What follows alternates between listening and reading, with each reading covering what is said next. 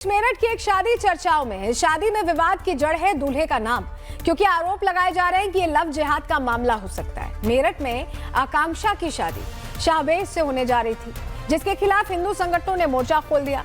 जिस मंडप पर शादी होनी थी वहां महापंचायत बुला ली गई। इस खबर से जुड़ी हर डिटेल हम आपको देंगे, दोनों पक्षों की बातें और दलीलें भी सुनवाएंगे। लेकिन सबसे पहले जरा आपको तस्वीर दिखा देते हैं। आप इस तस्वीर को देखिए, ये मेरठ का वही मंडप है जहां पर आकांक्षा और शाहवेज की शादी होने वाली थी।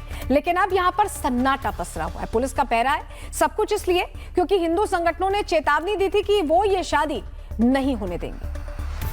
हालांकि दूसरी तरफ पुलिस का एक्शन भी जारी है। मेरठ पुलिस ने महापंचायत का ऐलान करने वाले अखिल भारतीय हिंदू सुरक्षा संगठन के राष्ट्रीय अध्यक्ष सचिन सिरोही को नजरबंद कर दिया है। उन्हें उनके ही घर में कैद कर दिया गया ताकि वो मंडप पर ना पहुंच पाए। उनसे बात करने के लिए रिपब्लिक भारत की टीम उनके घर भी पहुंची थी। सुनिए उन्होंने क्या कहा। सचिन सिरोही, राष्ट्रीय अध्यक्ष अखिल भारतीय हिंदू सुरक्षा संगठन मेरठ से। मैं ये पूछना चाह रहा हूँ प्रदेश के मुख्यमंत्री जी आपसे कि इस तरीके से हिंदू की सरकार है, आप हिंदुत्व के इस देश में, मुझे तो लगता नहीं आपसे बढ़कर कोई है जो हिंदुत्व के काम जिसने आज तक किए और इतना बढ़िया शासन लॉ एंड ऑर्डर है आपका। तो आप बताइए, यहाँ खुलेआम यहाँ पे जो है कि हिंदू लड़की मुस्लिम लड़के के साथ लव जिहाद में फंसकर वो शादी कर रही थी, अब उसको हम होने दें? उस शादी को हम होने दें और ये और बच्चियों से कहें कि जैसे बेटी आकांक्षा कर रही है वैसी तुम लोगों को भी करनी है। मैं अपनी बच्ची को भी यही समझाऊं, मैं सारी बच्ची को हिंदू को ये कहूं कि आप अपनी बच्चियों को खुलेआम मंडपों में शादी कराओ, अन्य धर्म में भेजो, मुस्लिम धर्म में भेजो, क्योंकि हमारी बच्चियां पैदा इसलिए हुई हैं कि हम जिहाद में उन बच्चियों को सौंप दें। हालांकि सिरोही के नजरबंद होने के बावजूद उनके कार्यकर्ताओं का जोश ठंडा नहीं पड़ा। अखिल भारतीय हिंदू सुरक्षा संघ के कार्यकर्ता मेरठ में मुस्तैद हैं और ये चेतावनी दे रहे हैं कि चाहे जो भी हो, वो आकांक्षा और शाहवेज की शादी होने नहीं देंगे और ना ही उन्हें महापंचायत करने से कोई रोक पाएगा। उनको भी सुन लीजिए।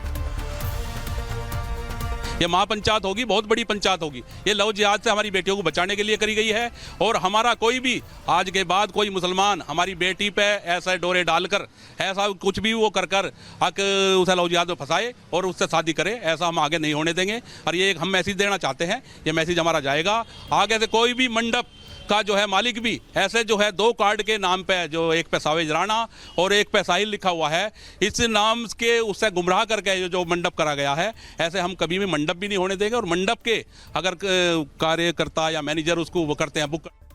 चलिए अब आपको सिलसिलेवार ढंग से बताते हैं कि आखिर एक शादी की वजह से मेरठ में इतना बवाल क्यों मचा है। जानकारी आपके सामने रख रहे हैं डिटेल में। देखिए, मेरठ में आकांक्षा और शाहवेज की शादी होनी थी।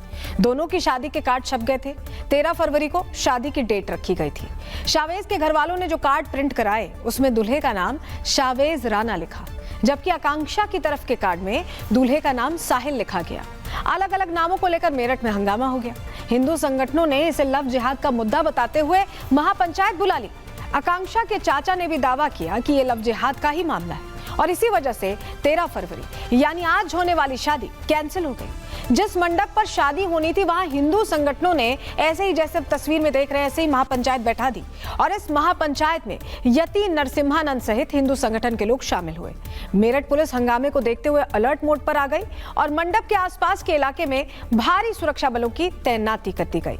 तो ये तो पूरी जानकारी थी। हालांकि इन आरोपों पर आकांक्षा का क्या कहना है, चलिए वो भी आपको सुनवाते हैं। आकांक्षा ने दावा किया है कि वो शाहवेज और साहिल को पिछले 6 साल से जानती है और उनके परिवार को इस रिश्ते से कोई आपत्ति नहीं है। आकांक्षा का कहना यह भी है कि साहिल उनके लिए बौद्ध धर्म अपनाने को भी तैयार है। सुनिए आकांक्षा ने इन आरोपों के बीच क्या कहा।